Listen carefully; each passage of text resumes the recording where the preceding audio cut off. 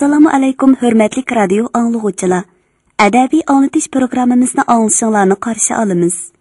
Bugungi programmamizda yozuvchi Farhod Jilonning Xinjiang xalq nashriyati tarafidan nashr qilingan Ediqut yulduzi nomli tarixiy romanining davomini anglatamiz. Qachongacha mushundaq bo'zak bo'lib yuraymiz? Ediqut Xaqon qo'shin tortib chiqsa bo'lmamdi. Bu Tangut degan nijislarning adabini bersak bo'lmamdi.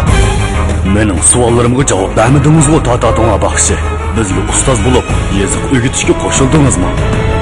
Butun xalq Sakyamoni yo'lida minib, Budda ta'limotlarini o'rgansin. Chingizxon degan paskini Mong'olni tilga ilib qo'rqitmoqchi bo'lishyapsan sen. Ay, ko'k tangri, qori yerga buyruq bergin. Dushmanlarimizni nasib olsin. Ay, qudratga egamiz ko'k tangri. Men o'zim qo'shin tortib berib, ularni uchiqtirib o'tay.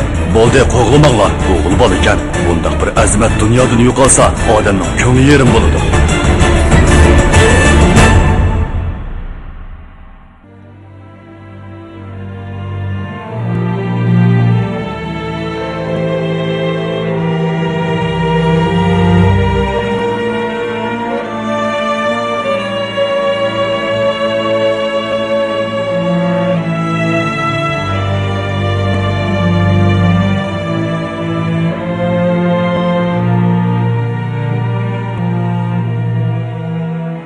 Mong'ollarning ma'murlariga putukchi bo'lib yolinib yiroqqa ketdi. U ketgan yerni to'limi yiroq deyishidi. U yerlarda ko'k ko'zlik, seriq chochliq rus xalqi yashaydi ekan. Darvaqa Mong'ol tatar qo'shinlari uda 5-6 yil urush qilib, ruslarning yurtlarini bir-birdan besib ishg'ol etini kengaytdi. Eng oxirida butun rus eli Mong'ollar va tatarlarning qo'liga o'tdi. Chingizxonning cho'ng o'g'li Jo'chining o'g'li Batuxon nihoyatda qobil qo'mondan bo'lib chiqdi. U oldi bilan har qaysi turkiy tilli toifalardan askar elib, o'z qo'shinining sonini 600 ming kishiga yetkazdi. O'zligidan ma'lumki, bundaq zo'r qo'shin o'z davrida tangdossiz qudratli kuch hisoblanadi. Batuxon mushu zo'r qo'shin bilan qipchoqlarni, ondan Bulg'ar, Suvar qabilalarini, oxirda ruslarni bo'ysundirdi. Shuning bilan ishg'ol qilingan mushu keng zaminlarda milodiya 1240-yili Batuxonning Oltin O'rda deb atalgan ulusi qurildi. To'xtamishning o'g'li Iltarish ana shu Oltin O'rda ma'muriyatida putukchi bo'lib xizmat qilmoqda edi. Shuni aytib o'tish zarurki, ayni davrdagi Mong'ollarning har darajalik hokimiyat organlarida turli vazifalarni o'z ustiga olgan Uyg'ur baxshlari nihoyatda ko'p edi. Mong'ol tatarlar har bir yurtni ishg'ol qilgandan keyin shu yerlarga yerlik xalqlardan bo'libmi Uyg'urlardan ma'muriy boshqaruvchi amaldorlarni tayinlaydi. Jumladan Edil, Yoyiq vodilarida qurilgan Oltin O'rda xonliqidami Uyg'urlardan chiqqan putukchilar, daftarchilar, tilmochlar, seliq yiqquchilar, o'qituvchilar va harbiy ishlar mutaxassislari ko'p edi. Mong'ol tatar hukmronligi o'rnatilgan joylardagi xalqlar ichida Uyg'urlar yeziq madaniyatiga ega xalq bo'lg'achqa hokimiyat xizmatlariga o'qimishli Uyg'ur baxshlari taklif qilinadi. Iltarish yigitlik davriga qadam qo'ygandan keyin Oltin O'rdadagi oshundaq xizmatlarga qiziqib qoldi. Mana endi uning otasi To'xtamish yashnib qolganda g'eribsinib, o'g'lining yo'liga qarab o'ltirmoqda. Bultur kuzda Rus yeridan kelgan bir karvonchi Iltarishning putukchini akelgan edi. Shu putukda Iltarish o'zining pat orada qo'chug'i keladiganligini aytgan ekan. Shuningdan buyon mana yarim yildan oshdi. To'xtamish kun sanab o'g'lining yo'liga qarab ko'zlari teshilgudek bo'ldi. Jujam pishqon atiyos kunlari edi. Ushtumtut To'xtamishning bir qo'shnisi kulimsirgan holda kirib keldi. Xushxabar To'xtamish qo'shnim, xushxabar. Oltin O'rda tavasidan karvon kapti. Iltarishmo shu karvon bilan birga kapti deyishyapti. Og'zingga navat qo'shnim, bu gaping rostmi? dedi To'xtamish va oldirib tinib supidan tushdi. Nega boray deysan qo'shnim? o'g'lim kelguncha uyda saqlab o'tirib turmamsan. Yo'q, men karvonning oldiga boray. Karvonsaroyga. To'xtamishning ovozi titrab ketdi. Karvonsaroy tarafdan bir eshak harvisi kelmoqda edi. Harvidan yosh bir yigit sakrab tushdi-da, "Ota!" deb to'g'lig'icha To'xtamishning oldiga yugurib keldi.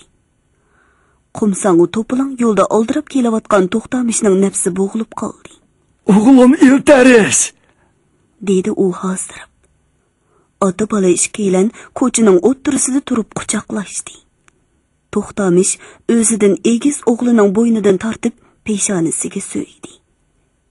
Iltarish Harvikashga kira haqqini bervatdi-da, xolti tugullarini ko'tirib otasi bilan uyga kirdi. Bu Ruslanning oq tulki terisidan tikilgan jovisi. Qishda kiysangiz bek issiq turdi.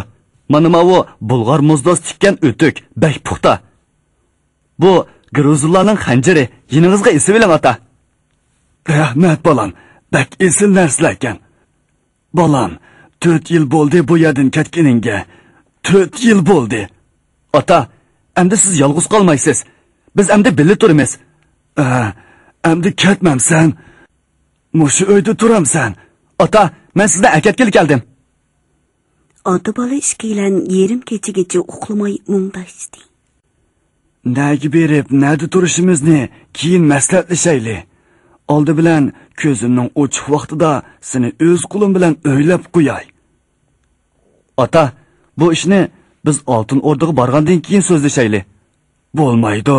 Har qanday ish bo'lsa-mu, to'yingdan keyin bo'lsin. Bu ishni endi orqaga so'zma. So'zmayman. Oltin O'rdaga berib to'y qilaylik, dedi Iltarish yerga qarab. To'xtamish o'g'liga tikilib qarab qoldi. Loyiqing bormidi? deb so'rdi u. Iltarish tasdiqlagan tarzda beshini irg'itdi. Kim u? Men tunundim. Tunimaysiz. Uning otasimi Oltin O'rdada xizmat qiladi. U daftarchi. Onasini 2 qitim yiroqdan ko'rdim. Kishilar unimi yaxshi ayol deyishdi. O qizning ismi nima? Kunyaroq. To'xtamish bir hazog'icha sukut qilib o'ltirib ketdi. Ondan yo'tilib qo'yib, "Anisa, Kunyaroq qizning ota-onasining oldiga salomga borsak bo'lgudak. Oldi bilan sen bu yerda obdanroq hordiq chiqirib olgan. Uzun safardan kelding. Oltin O'rdaga kuz kelganda borayli." "Yo'q ota, hordiq chiqirishimning hojati yo'q. Men hormadim, yosh tursam." Bu gapdan To'xtamish o'g'lining qalbini yanama ichkirlab tushendi. O'g'lim o qizni haqiqatan bak yaxshi ko'rdi ekan, deb o'yladi u. Shunda qilib, oradan 10 kun o'tganda ota bola jablanib safarga otlandi. Ular Edil bo'ylarga mongan bir savdo karvoniga qo'shilib olgan edi. Karvon yuk ortilgan 50 to'yga va 30 necha qurolliq chavandozdan tarkib topgan edi. Shahar sepili orqada qoldi. Oldi tarafda yezi manzarasi suratlanib chiqdi. Karvon kangri qo'g'uliqni yondab o'tgandan keyin yezidan chetnab mo'ndi. Ani shu chog'da To'xtamish etining tizginini tortib yezi tarafga burildi. "Yurgina Iltarish, shu yeziga bir berib kelayli", dedi u o'g'liga qarab. Ishkaylan otlarni choptirgunicha yezi mahallasiga kirib ketdi. Tor ko'chalarning to'piliq yo'llarida to'xolar dallab yuradi. Ishtlar va mo'zaylar uchrab qoladi. Eshaklik va piyoda odamlar o'tib turadi. Qori suyidan hosil bo'lgan o'stan poyida qizil, yeshil ozodi ko'ylaklarni kiyishgan qiz cho'konlar cho'ng'ildab paranglashqach, qapoq va tuch ivriqlarga suv oladi. Bir darvozaning oldiga kelganda To'xtamish etini to'xtatdi. "Bu kimning qo'rosi?" deb so'rdi Iltarish otasining bu darvozaga tikilib qarab qolganligiga hayron bo'lib. To'xtamish un chiqmadi va etini devitib qo'runing atrofini bir o'ylanib chiqdi. Bu qo'ru odatdagi dehqonlarning turalg'ulariga o'xshashmaydi. Qo'sh qanotli yo'g'on darvoza to'mir bilan qoplanib, qizil rangda sirlangan. Egiz tomlarning kaynidan o'rik, yong'oq, jujam daraxtlarining yosh yo'pirmoqliq shoxlari chiqib turadi. To'xtamish otdan tushdi. "Mana hiliqi sunguch", dedi u qo'rodan eqib chiqayotgan eriq bo'yiga zo'ng o'ltirib. Eltarishmo etidan tushib otasining yeniga keldi. Buningdan 38 yil ilgari men bir putum yordar bo'lgan holda qora qitallardan qichib mushu yeziga kelgan edim. Mana mushu so'ngishdan o'mlab kirib, mushu bog'liq qo'roda yoshiringan edim. Mushu qo'rodagi kishilar meni möktirib qutuldirib qolgan edi. Eltarish o'ng chiqmasdan otasining so'zlariga quloq selib turadi. U chaqlarda men sana o'xshash yosh, navqiron yigit edim. Dedi To'xtamish o'rnidan turib va etining tizginidan yetilab yana darvozaning oldiga keldi. U kishilar hozirmi bormi? deb so'radi Eltarish. Yo'q, dedi To'xtamish bir tinib elib. Ular nega ketdi? Yo ajal sharobini ichishdimi? Bilmayman bolam. Ularning nega ketganligini hayot yoki hayot emasligini bilmayman. Uni izlab boqmadingmi? İzledim, ko'p izledim. Lekin topolmadim. Qo'roga kiraylimi ota? Bo'ldi, kirmayli. Bu qo'roda hozir boshqa kishilar o'ltirdi. Ularmi bu qo'roning burunqi egalarining nadaligini bilmamdikan? Bilmaydikan. Shu topda To'xtamishning ko'zlari oldida nurg'un yillar ilgirki Turkan oyining oydek jamoli gavdalandi. Agar shu suyimli qiz uni shuncha mardonalik bilan qutuldirib qolmagan bo'lsa, u shu chaqdala qora qitallarning qo'lida o'lib tugashgan bo'lar edi. Odamlarning hayot yozmishlari nima degan murakkab. Bir osiy munofiq, razil g'olchi misrislar arslan kabi mard o'g'lonlarning beshiga chiqqan. Hatto mening otammo shuning kasofatidan yurak kesili qo'zg'alib qazo topdi. Men bu dardlarga chidamay, u munofiqni ujuqtirib o'tish uchun tig' ko'tarib berib, maqsadimni amalga oshira olmay, qitallarning qo'liga tushib qoldim. O'ylamagan yerdan shu past munofiqning o'g'li Qoplonbek meni qarqitallarning qo'lidan qutuldirib qochiribdi. Lekin qitallarning cheriklari yana izimga tushib qo'g'ladi. Ular qo'g'lab kelib, uchar nayzi itib, o'ng yo'tamni yarlandirdi. Men yordar bo'lib, qansirgan va mag'dursizlangan holda mushu qo'roning so'ngichidan o'milab kirib oldim. Bu qo'roning egisi bo'lgan yosh bir qiz meni mo'kindirib, cheriklarni katkizibdi. Keyin uqdimki, hayot mamatliq paytda menga panohlik bergan bu qizmi heliqi munofiq misrislarning jiyan qizi ekan. Meni dastlabda qutuldirgan heliqi Qoplonbek shu qizning bir navri akisi ekan. Men ularga hayotim bilan qarzdor. Rost, ajoyib murakkab munosabatlar ekan. dedi Eltarish otasining aytganlarini ko'ngil qo'yib anglab. Yur o'g'lim, yo'limizga mangayli. dedi To'xtamish va etig'i mindi. Ota bola ishkaylan otlarni choptirib karvonga yetishib oldi. To'ygilar salmoq qadam tashlab qumliq cho'lga ichkirlab yurmoqda. Chavandozlarning otlari to'ygilarga yondishib ketib bormoqda. Oxirgi to'ygining bo'yniga esilgan kuldirmaning bo'g'iq sadosi giyohsiz qum barxalar orasida hayotlikdan derak bermoqda. Eltarish yiroqdagi idil bo'ylarga tezroq yetishib elish. Oltin O'rda xalqining ostonasi Saroychiq shahriga tezroq berib, ashu Kunyoruq ismli qizning didoriga qenib elish istikida shirin xiyollarga patmoqda edi. To'xtamish heliqi yeziga tortishib bir necha qaytim kayniga o'rilib qaradi. Yeza qum barxanlarining orqasida qilib ko'zdan g'oyib bo'lgan edi. Ajab ish. Shu topda To'xtamishqa go'yoki bir mo'jiza ko'rildigandek qum barxanlar orasidan Turkan oyining unutilmagan tonish ovozi o'nglanib qoladigandek. Nurg'un yillar ilgirki shu qiz ushtumtut g'oyibdan paydo bo'lib yugurib keladigandek va To'xtamish, meni unutib ketdingizmi? Meni tanidingizmi? deb un soladigandek to'yilib ketdi. To'xtamish taajjub ichida o'z-o'ziga iqror bo'ldi. Tova, shuncha yillar o'tib ketsa-mu, qalbimdagi tunji so'ygining o'ti texicha o'chmabdi, ha? Oy, nimalarni o'ylab ketdim. Xuddi xiyolparast oshiq yigitlardek. U hayot bo'lsa, orzuliq o'g'lining to'yini ko'ra edi. Umi bu safarda biz bilan birga bo'lar edi.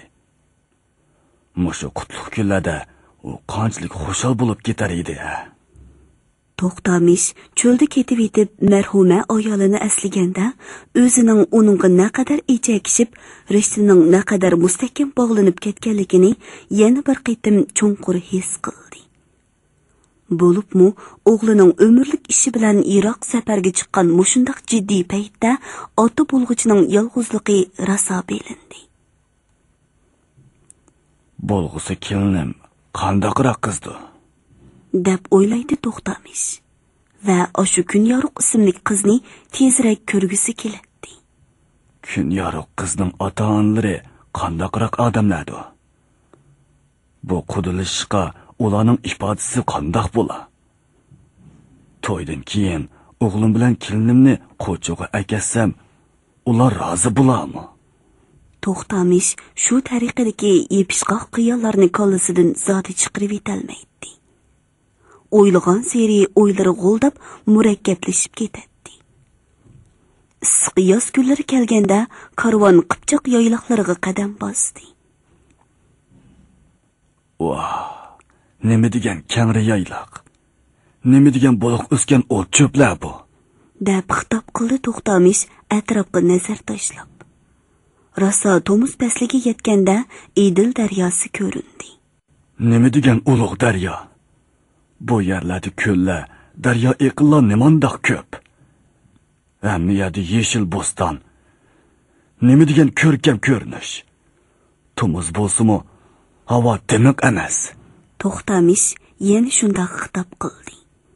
Yana bir necha kun yo'l yurgandan keyin karvon bir shaharga yaqinlashdi. Bu Oltin O'rda xonliqning ostonasi. Bu shahar ilgari Saraychiq deb atiladi. Hozir Saraybatu deb atiladi. Oltin O'rdaning buyuk xoqoni Batuxon mushu shaharda turdi, dedi Iltarish otisiga tushuntirib. To'xtamish endi ajablanib qarab qoldi. Men texi bu nihoyatda hashamatli cho'ng shahar deb o'ylab ekanman, dedi u. Darvaqa Batuxonning bu shahri qo'chu va Beshboliqdek undoq hayvatlik va ko'rkam emas edi. Ediqut shaharlari kesak bilan qo'pirilgan egiz va mustahkam sepillar bilan qurishilib turadi.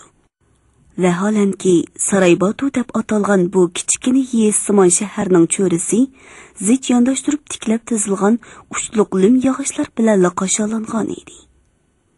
Shahar ichida To'xtamishning yurtidagiga o'xshash xishkesaklar bilan selinib, san'atlik bezaklar bilan zinnatlangan uy imoratlar yo'q edi. Pakar yog'och uylar u yer bu yerda bo'ynini qisib turgandek ko'rinadi. Karvon shahar sirtida to'xtadi. To'xtamish bilan Iltarish otlariga minginicha shahar ichiga kirdi.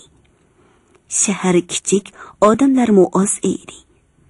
Yonlariga qilich qanjar osgan ikki tatar yigit bir to'p soqolliq rusni oldiga selib ketayotdi. To'xtamish bu seriq chochliq, ko'k ko'zlik ruslarga qiziqsinib qaradi. Ularni nega aytibotdi bolam? deb so'rdi u o'g'lidan. Batuxon bu shaharni kengaytib qurishga buyruq tushirgan. Rus hunarvanlar mushundaq yog'och uylarni soladi. Tatar nazoratchilar ularni ishga soladi, deb tushuntirdi Iltarish. Oti bola ishkaylan otlarni osta devitib, tuzlangan bir ochiq maydonga chiqib qoldi. Maydonning o'ttirisiga taxtaylardan pakar supi o'rnatilgan bo'lib, sup ustiga bir to'p rus qiz-cho'kalar tizib qo'yilgan edi. 5-6 Mong'ol va tatar nazoratchi qo'llarida qamchi tutgan holda ularning o'pcho'risida oylanib yurishadi. Uzun chitko'nglaklarni kiyishib, ishga o'rilgan seriq chochlari ustidan gullik ro'mol selishgan rus ayollar atrofdagi tomoshabinlarga bechorlarcha echinishli qiyofatda qo'rqib, cho'chib qarashadi. Iltarish otisiga tushuntirdi. Mong'ollar o'zlariga qarshi urushgan yoki keyin isyon ko'targan ruslarning erkaklarini qirib tashlab, xotin-qizlarini Mong'ol, tatar boturlariga taqsimlab berdi. Ishib qolganlarni mushu maydonga akilib sotdi. Bundaq soda doim bo'lib turamda. So'rdi To'xtamish. Pat-pat bo'lib turdi. Shunga bu yerni qiz maydoni deb atishdi. Rus cho'kanlar xuddi to'zaqqa tushgan kiyiklardek umidsizlanib, cheksiz hasratlanib, biror qutqizg'uchi chiqib qolmasmi degandek talmirish bilan atrofga yer tegidan ko'z yugurtib qo'yishadi. Ba'zilarining ko'zlarida yosh, ba'zilari sezmas va ko'rmas bo'lib qolgandek harakatsiz jim turadi. Bir xaridor ularning qatorlarini aylanib kelib, yosh bir cho'kanning bilaklarini, yo'tillarini va sag'risini tutib silashtirdi. Nazoratchilik qilayotgan tatar yigit uningga to'ldi. Hay birodar, olg'ing bo'lsa, oltin kumushlaringni chiqarib, olidig'ingni ilib mang. Bo'lmasa, bu yerda bekorga tamash yo'q. Heliqi xaridormi uningga to'ng tegdi. Bozordan qo'y olsangmi, quyruq baqinlarni tutib baqib olasan. Xotin deganning qandoqligini bilib baqmay tavakkülga olamdi. Atrofda tomosha ko'rib turishgan bir necha bekor talablar qoqoqlab kulishib ketishdi. Yur bolam, yo'limizga mangayli. Dedi To'xtamish qo'shuvmisini turib. Eltarish otsini o'z turayotgan uyga boshlab keldi. Bu uyning xo'jayinlari bir jup tatar bo'y mo'maylar bo'lib, ular bekmi dilkash va ko'ngilchak odamlar edi. Ular To'xtamishni xuddi o'z tuqqunidek ko'rib qizg'in kutib oldi. Eltarish bilan bu uyda birga turayotganimizga 2 yildan oshdi, dedi oqsoqolliq bo'y xushqo'y kulimsirab. Eltarish o'z bolamizdekli bo'lib qoldi, dedi iliq chiroy mo'may. Op-oq dasturxon silingan yo'g'on ustalga bulka, pishirilgan baranga va ko'li go'sht qo'yildi. Hijirlarga sut qo'yildi. To'taylan g'ung'ur-mo'ng'ur paranglashib mungdashdi. Atsi noshtadan keyin Eltarish otisini kun yorug'ning ota-onasi bilan ko'rishtirgili boshlab bordi. Qizning otisi qarmoqqa To'xtamishdan cho'ngroq bo'lib, soqol po'rutlari butunlay degidek oqargan. Chiroyi to'trangu kesalchan kishi edi. U To'xtamishni adab qoida bo'yicha odamgarchilik qilib chiroyli kutib oldi. Ikki mo'ysipit qo'sh-qo'llab ko'rishib, tinch omonlik so'rashdi. Lim yog'ochlar bilan qasholangan qo'rining ichida yana shundaqla lim yog'ochlar bilan qo'pirilgan ayrim-ayrim ikki yog'och uy bor edi. Sohibxona mehmonni shu uylarning biriga boshladi. Uchaylan gilam selingan supig'i chiqib o'ltirishdi. 2 nafar oq yuzlik rus deyda qiz kirib, gilam ustiga ruscha nusxada kashtilangan oq dasturxonni keng yeyib soldi. To'g'ralgan qora bulka, tuzlangan beliq va g'oz go'shti keltirildi. Qora sirlangan cho'chaklarga sut qo'yildi. G'izodan keyin To'xtamish kelishdiki muddaosidan eg'iz ochdi. Sizlar bilan qudu bo'lish istikida xonadoningizlarni panoh tortib, kun yorug' qizni tuvallik bilan so'rab keldim, dedi u takallub so'zlaridan keyin. Qizning otisi-mu xush muomala ko'rsatib takallub so'zlarini aytdi. Shuncha yiroq yerdan yo'l jafosini eg'ir ko'may, izzatimizni qilib didorlashqili kepsiz. Yigit qiz bir-birini loyiq ko'ribdi.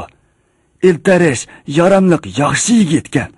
Onasi bilan ikkimizmi rozi bo'ldik, dedi u tamkinlik bilan so'zlab. To'xtamish o'rnidan qo'pib bo'lg'isi qudisiga cho'nqur egilib ta'zim qildi. Solimimni ilik ilib, izzatimni qilganligingizga chin dilimdan hashqalla.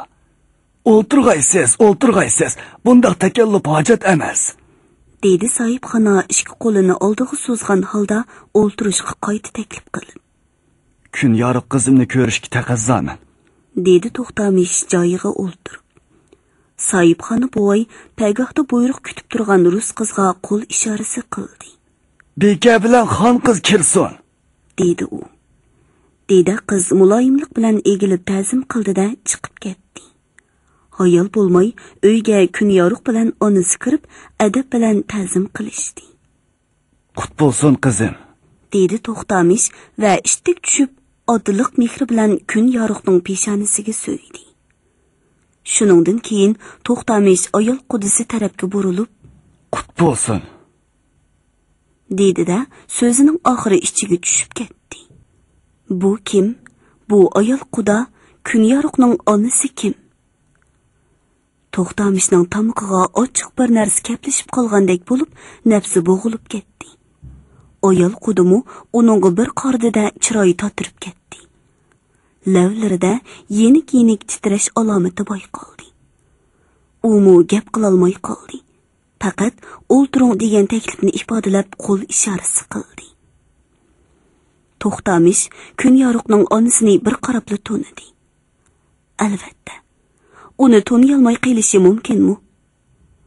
Bu ayol To'xtamish shuncha uzun yillardan buyon izlab topolmagan o'zining qutqizuvchisi ham tunji so'ygini Turkan oy edi.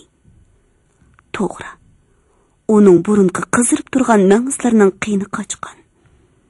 Ko'zlarining cho'rilarida ushoq qo'riqlar paydo bo'lgan. Qo'ng'ir sochlariga oq orlashgan bo'lsa-mu, u yanili shu Turkan oy.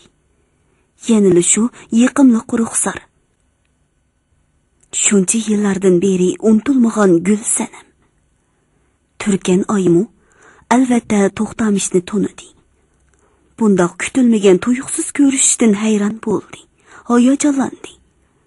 Hatto beshi yenikkina oylangandek bo'ldi. Lekin darhol o'zini tutib oldi, chondirmadi. To'xtamish joyiga kelib o'ltirdi. Turkan oy bilan kun yorug'mu asta kelib supining bir chetidan o'rin oldi. Kun yorug' qizini ko'rib bek xush bo'ldim. Kun yorug' farzandlarimizning kanjisi. Uning yana 2 akisi bor. Ularning biri yoyiq bo'yidagi bir tatar qo'shinida turdi. Ikkinchisi Mo'ng'ul amaldorlar bilan Moskvaga siliq yig'ishga ketdi, dedi Soyibxon bo'y. Barakalloh, yaramliq odamlar bo'pti, dedi To'xtamish beshini lang'ishdi. Bolalarning onasi Turkan Oybekami sizlar bilan bir yurtliq, qo'chiliq, dedi yana Soyibxona do'stona kayfiyatda o'z oilasini tunishtirib. To'xtamish gap qilmasdan hurmat bildirib beshini egib qo'ydi. Turkan oy bilan kun yorug' To'xtamishga cho'nqur egilib ta'zim qilib chiqib ketdi. Eltarishmu ularning kaynidan mongdi. Ishki mo'ysbit darqamda o'ltirib to'yning maslahatini qilishdi. Shuningdan keyin to'y tayyorligi bilan o'tgan bir necha kungacha To'xtamish Turkan oyni ko'rmadi. To'y shahar sirtidagi yeshil o'tloqda o'tkazildi. Bazma o'yin tomosha qizib ketdi. Chavandozlar baygiga, polvonlar chelishga tushdi. Naqshi sozlar yangrab, yigit qizlar zo'q havas bilan usul o'ynashdi. May sharobning kayfida qizib ketgan mehmonlar u to'pdan bu to'pga yo'tkilib yurib, yuqori ovozda vorqirishib cho'qan solatdi. Kulki chaqchaqlar avjiga chiqdi. Bir to'p yigit qiz eltarish bilan kun yorug'ni o'ttirg'a elib, o't-cho'plar ustiga selingan dasturxonni cho'ridab o'ltirishdi. To'xtamish xushalliqida yashirib ketgandek ko'rinadi. U mehmonlarni oralab, elinglar, beqinglar deb so'rinning kayfiyatini yanama ko'tarishga tirishadi. Ushtumtut uning Turkan oyga ko'zi tushib qoldi. U usul o'ynab qizib ketgan qiz cho'qqanlarga qarab, boshqa ayol mehmonlar bilan birga chavak urib turadi. Holbuki shu topda uning qo'llari chavakda, ammo ko'zlari To'xtamishda edi. To'xtamishmi uningga qarab turib qoldi. Turkan oy chavak chelayotgan ayollarning qatoridan asta chiqib, chetki bir oq qiyinning tuviga berib to'xtadi. To'xtamish uning yeniga keldi. Ishqisining ko'zlari uchrashdi. Kun yorug'ning otisi ko'rinmaydi-ku, deb so'rdi To'xtamish birdamlik sukutdan keyin. Charchab qoldim deb uyga kirib ketdi. Ranjimang. Yaqindan buyon uning salomatligi toza yaxshi bo'lmay qilyapti, dedi Turkan oy bo'sh ovozda. To'xtamish ulug' kichik tinib oldi. Men sizni ko'p izladim. Shuncha yillardan beri izlarikingizni ololmadim. Mana endi bu yerda uchrashib qolganimizda qarang. Turkan oymu ulug' kichik tindi. Yaxshi yerda, yaxshi ish ustida uchrashdik. Shundoq. Ballalarimizning beshi bosh, oyig'i tosh bo'lsin. Turkan oy ko'zlarini chetga elib so'zladi. Shu chaqda Qoplanbek akam bizni zo'rlab Qo'cho'dan aketdi. Biz bir necha uylik urug' tuqqanlar Samarqandda makkallashdik. Keyin yana shu Qoplanbek akamning o'rlashtirishi bilan mush kishiga yotliq bo'ldim. U kishi meni Urganch shahriga aketdi. Bola chaqiliq bo'ldik. Mo'ng'ul Uyg'ur qo'shinlari Samarqandni besib olgandan keyin Qoplanbek akam yana urug' tuqqanlarni boshlab xufiyan holda Urganchga mongan ekan. Yo'lda Mo'ng'ul jesakchilar ularni ko'rib qilib qo'g'labdi. Ondan ular Qoplanbek akamni chepib tashlabdi. Buni amon qilib Urganchga qaytib keladigan tuqqanlarimizdan angladik. Kun yorug'ning otasi sudi tijorat ishlari bilan shug'ullanadigan kishi edi. U ilgari Mo'ng'ul yayloqlariga karvon tortib bir necha qitim borgan ekan. Uning Mo'ng'ul tatar boylari ichida tunish bilishlari bor ekan. Shunga u bizni Dashti Qipchoq diyoriga akeldi. Ondan u kishi Jo'chi xonning ordisida daftarchi bo'ldi. Mana hozir endi Jo'chining o'g'li Batu xonning ordisidami yana shu daftarchilik qilyotdi. U bek yaxshi odam. Orada bir asnog'icha jimjitlik hukm surdi. Bizning taqdirimiz nima degan murakkab o'rinlashtirilgan? Tangrining yozmishi shundoq. To'xtamish uning ko'zlariga tikilib qaradi. Oxir ikkimizning taqdirimiz qo'shilmadi. Endi bolalarimiz baxtli bo'lsin. Shundoq. Iltirish bilan kun yorug'ning baxtini tilayli. Ah, qudrati ulug' Tangrim. O'g'lim Iltarish bilan qizim kun yorug'ning baxtini bagaysan. Oxirgi so'z. Daladagi o't cho'plari ko'kirishga boshlagan ko'klam kunlarining birida 100 to'gidan tarkib topgan cho'ng karvon Saraybatu shahridan chiqib janub tarafga yo'l oldi. Charsoqolliq To'xtamish shu karvondagi bir to'gining ustida o'ltirib taksi choy qilib ketib boradi. U o'g'lining to'yidan keyin Oltin O'rda ostonasida qishlab, mana amdi Qo'cho'ga qaytgan edi. Qo'dilar uni shahar sirtig'icha uzitib qo'ydi. Ondan o'g'li Iltarish yana bir kunlik yergacha otasi bilan birga kelib xo'shlashdi. Oq yo'l bo'lsin qadrlik ota. Tangri sizni esan qilsin. Xayr, xo'sh o'g'lim, omon bo'g'in. Ota, o'g'lingizni kechirgaysiz. Sizni yolg'iz yo'lga silib qo'yibataman. Undaq demagin o'g'lim. Ahvolni ko'rdim, tushundim. O'rdadagi xizmatni tashlab ketishga bo'lmaydi ekan. Batuxondek qudratli xoqon shaxsan o'zisining o'rdada qilishini talab qilgan tursa, bizga nima amal? Ota, kelar yili yozda kun yorug'ni ilib Qo'cho'ga boraman, cho'qim boraman. Bilaman o'g'lim. Batuxon o'zisini kelar yili bosun dedi-ku. To'xtamish o'g'lini bag'riga besib peshonasiga so'ydi. Iltarish xo'shlashish ma'nosida bir qo'lini egiz ko'tarib karvonning orqada qoldi.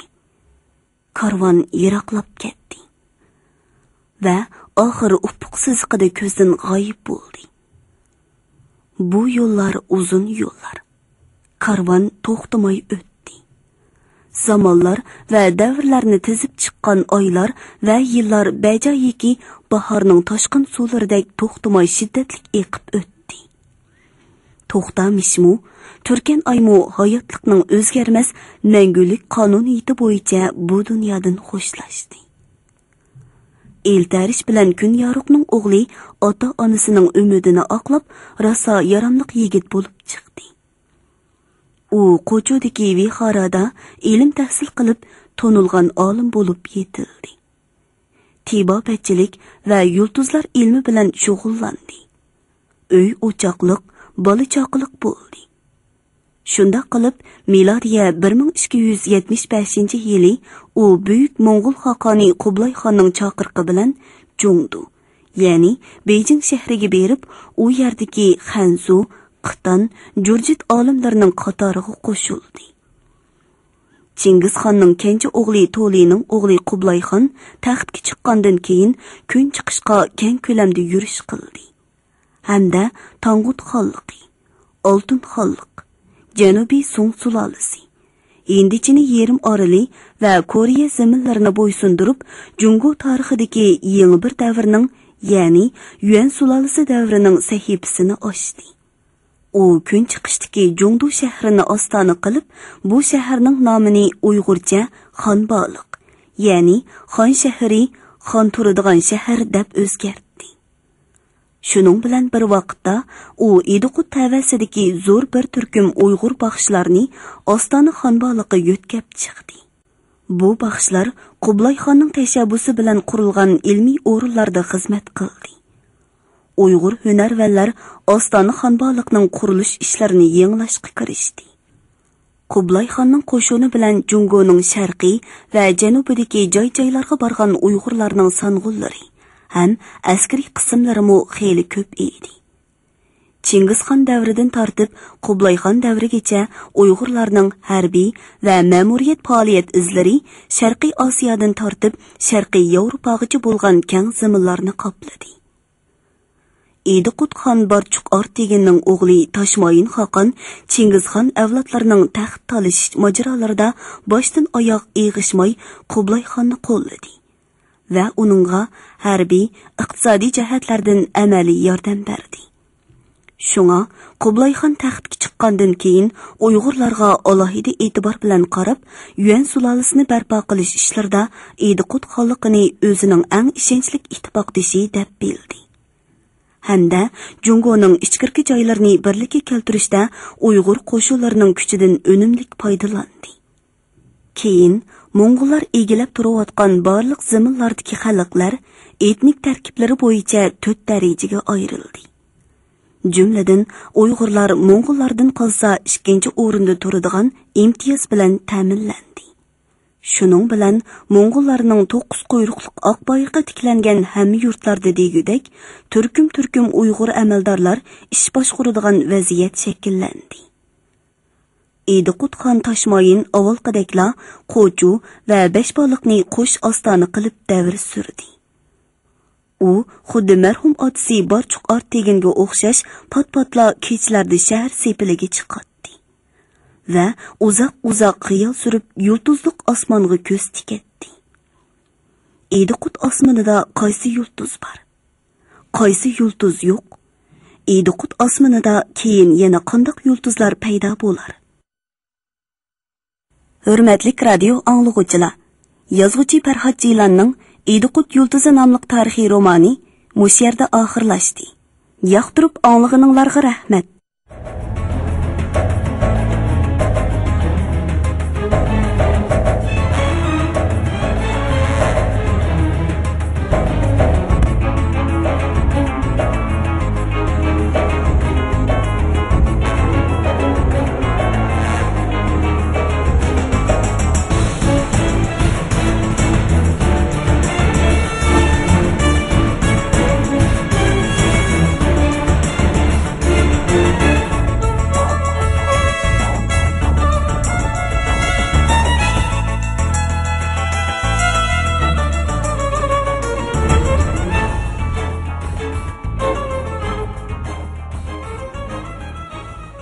Bugungi programmamizning diktorlari Mahira Abdurashid, Shuhrat Abdurahmon, ovoz texniklar Po'lat Tursun, Tahir Hiyasin, mas'ul muharrir Ilhom Mahmud, Abdurasul Abdurahim, nazoratchi Gulbahor Xubur.